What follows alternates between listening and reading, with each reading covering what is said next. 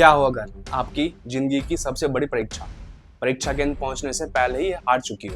क्या हो अगर लाख छात्रों की रातों की नींद, माता पिता की उम्मीदें और वर्षों की मेहनत कुछ लोगों के लालच के सामने बौनी साबित हो जाए? क्या हो अगर डॉक्टर बनने का सपना देखने वाले छात्रों को यह पता चले कि जिस परीक्षा को वो अपनी किस्मत का दरवाजा मानते थे, उसका ताला पहले किसी ने खोल दिया था?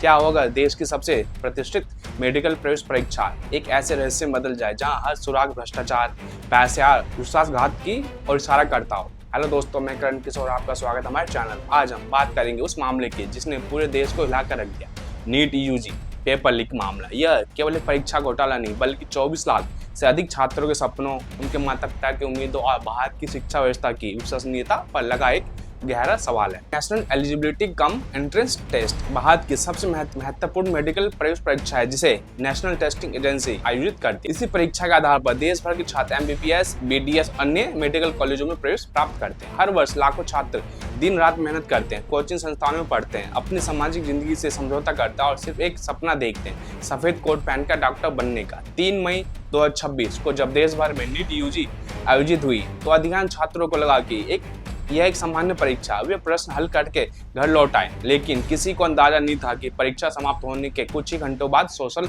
मीडिया पर एक दस्तावेज वायरल होगा जो पूरे सिस्टम की नींव हिला देगा। पहले इसे साधारण गेस्ट पेपर समझा गया, छात्रों और शिक्षकों ने इसे सामान्य कोचिंग सामग्री मानकर नजरअंदाज किया। लेकिन जब कुछ अनुभवी शिक्षकों ने इसकी तुलना वास्तविक प्रश्न पत्र से की तो उनके होश उड़ गए। अनेक प्रश्न वास्तविक परीक्षा से मेल खाते पाए गए। यह समानता इतनी अधिक थी कि संदेह सिर्फ एक केवल अफवाह नहीं रहा, यह एक संभावित राष्ट्रीय घोटाले को संकेत बन गया। जांच एजेंसी और मीडिया रिपोर्टों के अनुसार कुछ छात्रों को परीक्षा से लगभग 45 घंटे पहले ही यह प्रश्न उपलब्ध करा दिए गए थे, लेकिन उन्हें सीधे ओरिजिनल पेपर नहीं बताया गया। इसके बजाय इसे गेस्ट पेपर या मॉडल पेपर के रूप में प्रस्तुत किया गया ताकि किसी को तुरंत शक न हो।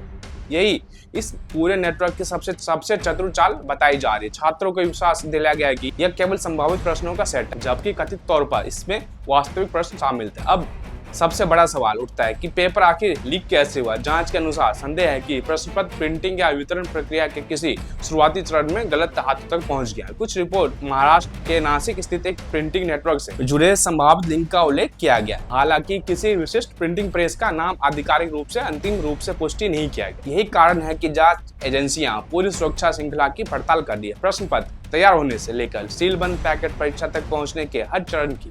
इसके बाद शुरू हुआ करोड़ों रुपए का खेल। रिपोर्ट्स के अनुसार छात्रों और उनके परिवारों से 10 से 25 लाख और कुछ मामलों में इससे भी अधिक रकम ली गई।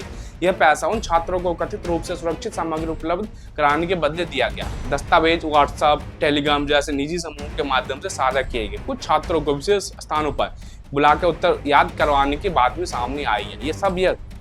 यह सब दर्शाता है कि मामला किसी एक व्यक्ति की हरकत नहीं बल्कि एक संगठित नेटवर्क का परिणाम हो सकता है। जब मामला राष्ट्रीय स्तर पर उभरा तो शिक्षा मंत्रालय ने जांच सेंट्रल ब्यूरो ऑफ इन्वेस्टिगेशन यानी सीबीआई को सौंप दी। सीबीआई ने कई राज्यों में छापेमारी की और कोचिंग संचालकों, बिचौलियों तथा अन्य संदिग्ध व्यक्तियों को गिरफ्तार किया।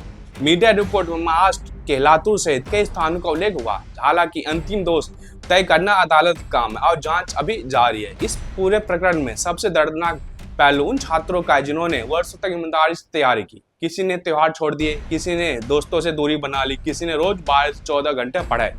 आखिर नीट पेपर लीक में यह हमें याद दिलाता है कि जब प्रश्न पत्र लीक होता है तो केवल सवाल बाहर नहीं आते, सिस्टम की कमजोरियां, संस्थाओं की चुनौतियां और समाज के सामने खड़े नैतिक प्रश्न भी उजागर हो जाते हैं। लेकिन इतिहास गवाह है कि सत्य देर से सही लेकिन सामने अवश्य आता है। अब जब सत्य सामने आता है तो यह केवल दोषियों को बेनकाम नहीं करता बल्कि व्यवस्था को मजबूत बनाने का अवसर भी देता है। धन्यवाद।